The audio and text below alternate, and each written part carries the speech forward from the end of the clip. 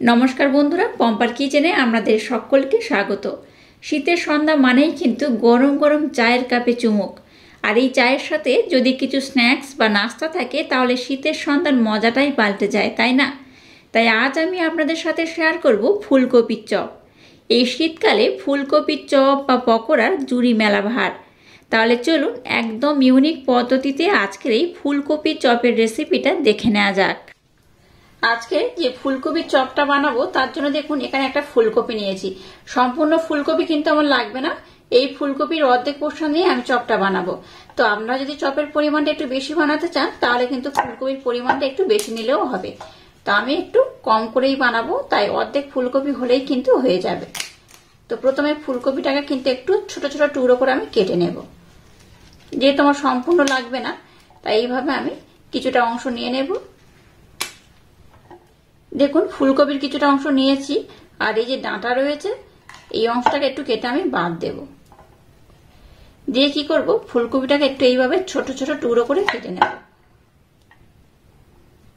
একটা ফুলকপির অর্ধেক ফুলকপি এইভাবে আমি ছোট ছোট টুকরো করে কেটে নিয়েছি। আর নিয়েছি দেখুন একটা বড় সাইজের আলু। তো আলুটাকে এইভাবে টুকরো টুকরো করে কেটে নিয়েছি। এবার দেখুন এরকম একটা পাত্র নিয়ে নিয়েছি, এর মধ্যে আলু আর ফুলকপিটাকে আমি দিয়ে দেব। আর দিয়ে দেবো 1 চামচ লবণ। এবার আলু আর ফুলকপিটাকে একটু ভালোভাবে আমি সিদ্ধ করে নেব। একটু সিদ্ধ করে নিলে তাহলে কিন্তু এই যে চপটা আমি বানাবো অসাধারণ টেস্ট হবে। তো যাই হোক, প্রথমে এটাকে আমি ভাপিয়ে নেব, ততক্ষণ আমি আরো কিছু কাজ কমপ্লিট করব। এবার দেখুন একটা পাত্রে আমি কর্নফ্লাওয়ার নিয়ে নেব, এই চামচের 2 চামচ। খুব বেশি দরকার নেই, 2 চামচ নিলেই হবে। আর দিয়ে দেবো 1 চামচ বেসন। এর মধ্যে দিয়ে দেবো সামান্য একটু লবণ। এবার এখানে জল দিয়ে দেব। একটা পাতলা করে ব্যাটার বানিয়ে নেব। খুব ঘন যেমন হবে না, আবার খুব একদম পাতলাও হবে না। তো তুলনামূলক একটু পাতলা করে একটা ব্যাটার আমি বানিয়ে নেব। এই সময় বাজারে কিন্তু প্রচুর পরিমাণে ফুলকপি পাওয়া যাচ্ছে, আর এই ফুলকপি দিয়ে এরকম একটা রেসিপি না বানালে কিন্তু ঠিক জমে না। আর এইভাবে বানিয়ে সন্ধ্যাবেলা হোক সকালে হোক যখনই মন করবে কিন্তু দারুণ খেতে লাগে, ঝটপট বানিয়ে নিতে পারেন। খুব সুন্দর করে এই মিশ্রণটাকে আমি রেডি করে নেব। আর এই দেখুন চামচটা দেখে বুঝতেই পারছেন কতটা পাতলা হয়েছে। এরকম কিন্তু একদম পাতলা করে এটাকে গুলে নিতে হবে। এটাকে দেখুন খুব সুন্দর করে আমি মেল্ট করে নিয়েছি, দেখে বুঝতেই পারছেন। আর ঘনত্বটা কিন্তু এইরকমই হয়েছে, খুব পাতলা যেমন নয় আবার ঘনও নয়, তুলনামূলক অনেকটা পাতলা করে এটাকে আমি বানিয়ে নিয়েছি। তো এটাকে আমি সাইড করে রেখে দেব। ব্যাটারটা বানানো হয়ে গেছে, আর ততক্ষণে দেখুন আলু আর ফুলকপিটা খুব সুন্দর করে আমি সিদ্ধ করে নিয়েছি। এটা সিদ্ধ হতে খুব একটা বেশি সময় লাগে না, খুব কম সময় এটা সিদ্ধ হয়ে যায়। তো এবার চলুন নেক্সট স্টেপ আপনাদের সাথে শেয়ার করা যাক। এবার গ্যাসটাকে জেলে দিয়ে একটা কড়া বসিয়ে দিয়েছি। কড়াটাকে গরম করে এর মধ্যে আমি একটু সর্ষের তেল দিয়ে দিলাম।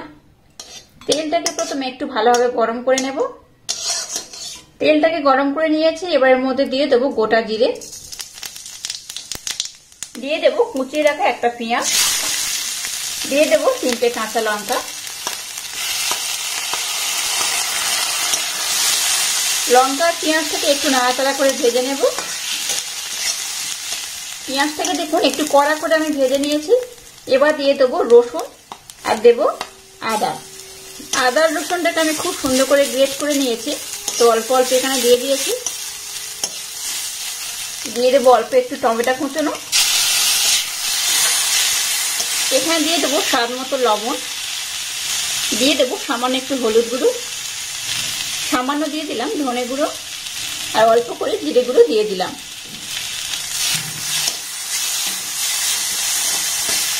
এবার সিদ্ধ করে নেওয়া আলু আর ফুলকপিটাকে এর মধ্যে দিয়ে দেব।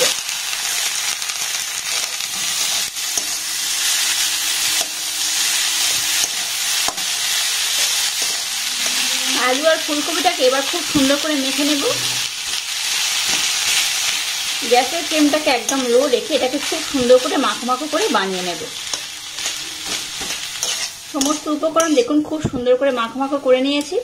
এবার এখানে কয়েকটা উপকরণ অ্যাড করব।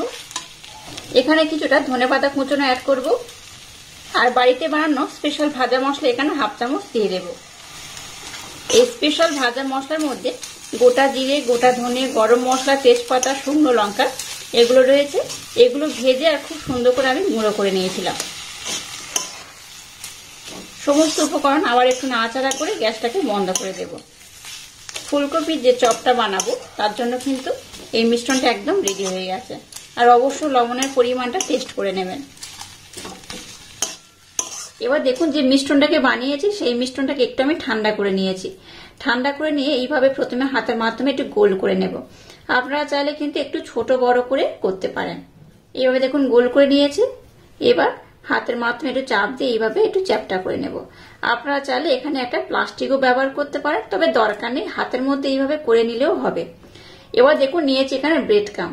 তো ব্রেড ক্রামের মধ্যে এবার কি করবো, এটাকে এইভাবে একটু আমি এটাকে কোডিং করে নেব। এই দেখুন এইভাবে কোডিং করে নিয়েছি। আর সবগুলোকে প্রথমে এইভাবে আমি কোডিং করে নেব। আবার এখান থেকে অল্প একটু মিশ্রণ নেব। আবারও বলছি এই চপটাকে আপনারা ছোট বড় করে বানাতে পারেন। এটাকে আপনারা চপ বলতে পারেন, কাটলেটও বলতে পারেন, আপনাদের যা ইচ্ছা। তো খেতে কিন্তু অসাধারণ হয়। একবার যদি এইভাবে বানিয়ে খান দেখবেন আপনাদের বারবার বানিয়ে খেতে ইচ্ছা হবে। আবার আমি এর মধ্যে কোডিং করে নেব। এই দেখুন এইভাবে খুব সুন্দর করে আমি এগুলোকে কোডিং করে নিচ্ছি। সবগুলো একসাথে করার দরকার নেই, যেহেতু করার মধ্যে আমি সব একসাথে দিতে পারবো না, তাই আমি এখানে 3টে থেকে 4টে করে নেব। এগুলোকে ভাজতে বসিয়ে দিয়ে আবার এইভাবে কিন্তু আমি বানিয়ে নেব। তো প্রথমে এইভাবে আমি 4টে করে নেব। এবার যে ব্যাটারটাকে বানিয়েছিলাম সেটা নিয়ে নিয়েছি। এবার দেখুন এটাকে এই ব্যাটারের মধ্যে আমি দিয়ে দেব, দিয়ে এইভাবে ডিপ করিয়ে নেব। এই দেখুন এইভাবে ডিপ করে নিলাম। আবার একবার কোডিং করে নেব। আমি মোট দুবার এইভাবে কোডিং করব। দুবার যদি কোডিং করেন তাহলে কিন্তু এই চপটা বলুন বা কাটলেটটা দারুণ কিন্তু খেতে হয়। এই দেখুন এই আর একবার আমি কোডিং করে নিলাম। আবার এটাকে ডিপ করব, করে আমি তেলের মধ্যে ছেড়ে দেব। তেলের মধ্যে দিয়ে দেব। আর এটা ভাজার জন্য তেলটাকে আমি প্রথমে বসিয়ে দিয়েছি। চলুন এবার এগুলোকে আমি ভেজে নেব। এদিকে দেখুন গ্যাসটাকে জেলে দিয়ে কড়ার মধ্যে তেল দিয়ে তেলটাকে আমি মিডিয়াম গরম করেছি, খুব বেশি নয়, মিডিয়াম গরম করলে তবে কিন্তু চপগুলো পারফেক্ট হবে। এবার এগুলোকে আমি তেলের মধ্যে দিয়ে দেব।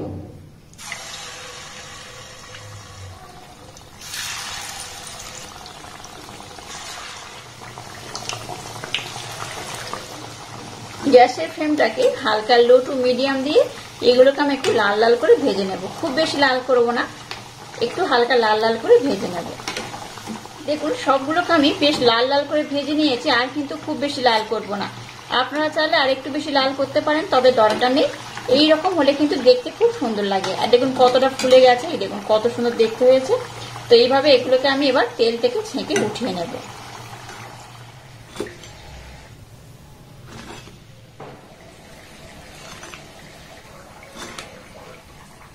দেখুন শীতের এই একদম নতুন সবজি দিয়ে নতুন ধরনের একটা চপের রেসিপি আপনাদের সাথে শেয়ার করলাম। আশা করছি আপনাদের ভীষণ ভালো লেগেছে। এই দেখুন কত মুচমুচে হয়, দেখুন এই দেখুন আওয়াজটা শুনে বুঝতে পারছেন, বাইরে থেকে কিন্তু ভীষণ মুচমুচে আর ভিতরে কিন্তু পুরে ভরপুর। বাচ্চা থেকে বড় যে একবার খাবে সে কিন্তু ভীষণ পছন্দ করবে আর খুব মজা করে খাবে। আর দেখুন এখানে একটু টমেটো সস আমি নিয়ে নিয়েছি। আপনারা কিন্তু এটা মুড়ির সাথে বা শুধু নর্মাল চার সাথেও খেতে পারেন, অসম্ভব মজাদার খেতে হয়। আর গরম গরম এই চপটা অবশ্যই একবার এই শীতের সন্ধ্যায় বানিয়ে নেবেন। আজকের এই ইউনিক স্টাইলে চপটার রেসিপি যদি আপনাদের ভালো লাগে তাহলে চ্যানেলটাকে লাইক, শেয়ার, কমেন্ট এবং সাবস্ক্রাইব করবেন। আর পাশে থাকা বেল আইকনটা প্রেস করে দেবেন। টাটা, আবার দেখা হচ্ছে নতুন কোনো রেসিপি নিয়ে।